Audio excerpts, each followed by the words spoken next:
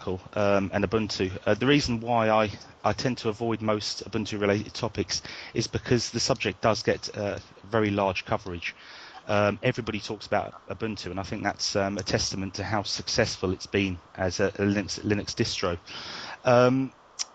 What I would say, I deploy still version 9.04 and 9.10 to new users. I always stay about a whole year in terms of release cycle behind Ubuntu, and it is a great distro. But I think what a lot of blogs and what lots of commenters, certainly on my site, are very guilty of is assuming that Ubuntu equals Linux when it doesn't, and there's a whole host of other distros available. And when obviously the Unity news broke, and it's being talked about, obviously as it should be, but people need to remember that the world of Linux isn't just Ubuntu, and I personally use Sabian, which I find fantastic, and just to try all the other distros out there.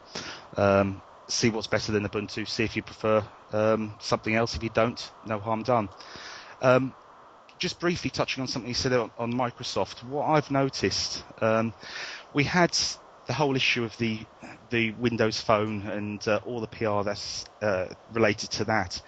And the one thing that strikes me, and I speak now as the average person, I came to the blogging and the whole world of free and open source software just as a result of casual browsing. I was sucked into interesting conversations and a hobby that I really enjoy. But as we approach the official release date of the Windows Phone, you do see the attacks on other platforms increase. I've experienced it on my site. And I would say that, to me, the Windows Phone, and I said this at the time, does not offer anything which hasn't been done before. Yet again, another example of Microsoft playing catch-up, whilst at the same time promoting their own products like the only solution. And as I say to all the people that read my site and everybody I meet who I recommend Linux or free software to, is try your alternatives. If you end up going back to Microsoft after trying those alternatives, all well and good. But knowledge is power, and make sure you're aware of what you can actually get as an alternative to something that you've traditionally used for many years. Sorry, I didn't mean to interrupt you, Roy. Yeah, I suppose I think based on Identica, and that's the main source of the news I've been using recently, because it's a very kind of fast and rapid update of news.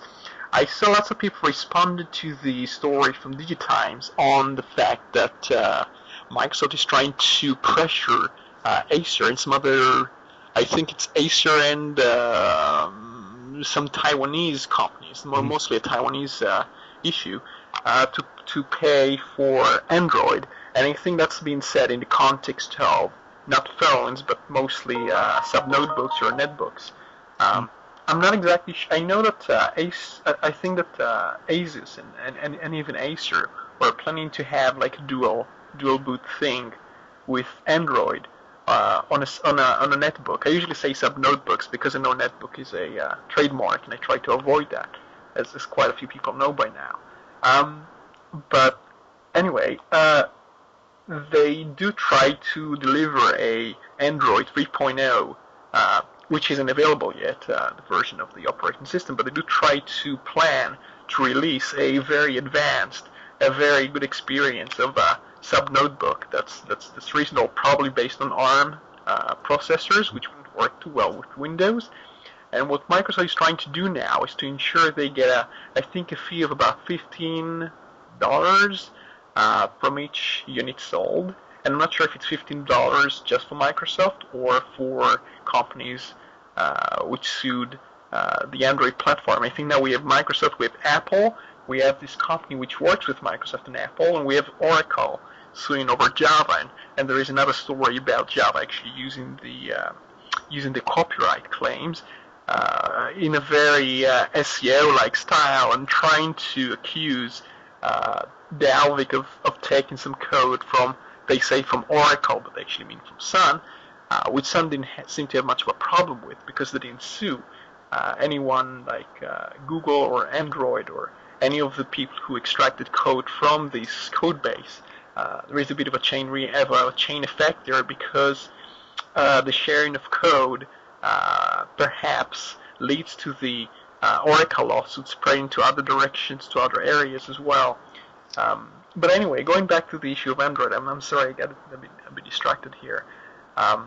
I think I know the purpose of my site is to mostly concentrate on these attempts especially by Microsoft, but not only by Microsoft, because Apple is soon as well, to put a fee on any distribution of GNU Linux, and trying to therefore make the platform less appealing, and at the same time trying to turn it into a cash cow of a company that contributes no lines of code.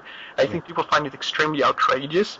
I know it started with Novell in 2006 because Novell actually came to Microsoft asking for this type of deal because they had lots of software patents. I think Novell actually brags about having the most software patents per employee. They actually brag about that. It's kind of commendable in a way if they consider this to be an indication of the amount of innovation going on at Novell. But it's real trouble, especially now that they're for sale and somebody's going to get those patents.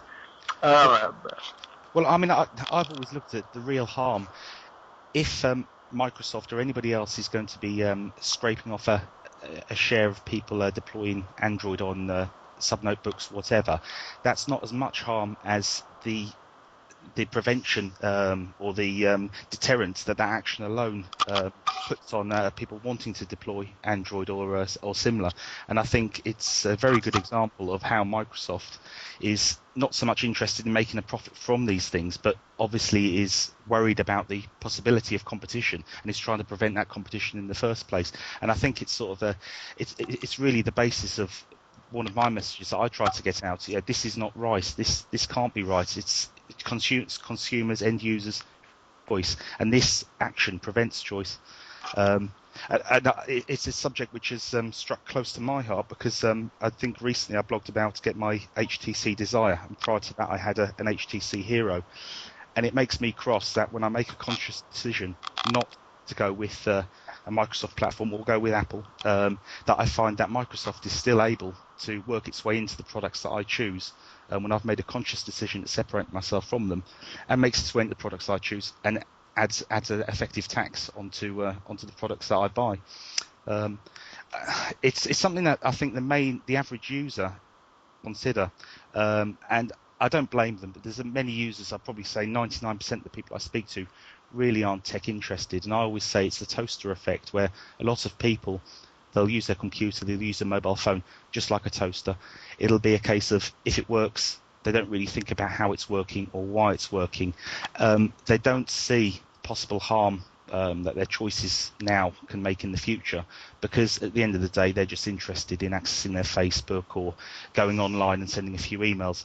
And I think one of the things I hope to do is get people just asking the question, should I be looking at this product, should I be supporting this firm, company?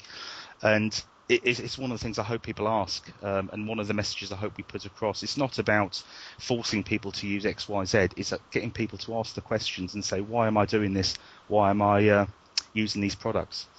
I'll go back over to you, Roy. Yeah, sure.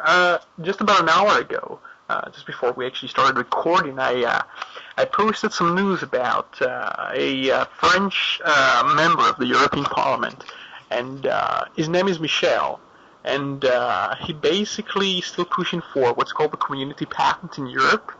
And the reason I bring this up is because they try to now use a sort of a harmonization type thing and a whole load of euphemisms now to bring some laws from the United States into Europe. And one of these laws may involve software patents, or at least the legitimacy of software patents, because in some sense we already have some software patents here, and Symbian already established a sort of a precedence in the UK in 2007, I think. And one of the things that happened is that even if Tim buys his HTC phone in the UK, even though in principle there are no software patents, at least not explicitly there are no software patents in the UK, there shouldn't be software patents in the UK, the Taiwanese company that makes the phone, as far as I know, HTC is based in Taiwan. Is this true? Just making sure I get the facts right. I believe so. And basically this company exports the telephones to the UK, and although the UK has no strong, let's say it doesn't have any clause to really hang on to software patents, to really enforce these things, and you won't be seeing Microsoft trying to embargo products in the UK quite as easily as they can in the Far East, where they have software patents, and in the United States, of course. Even though he's located in the UK,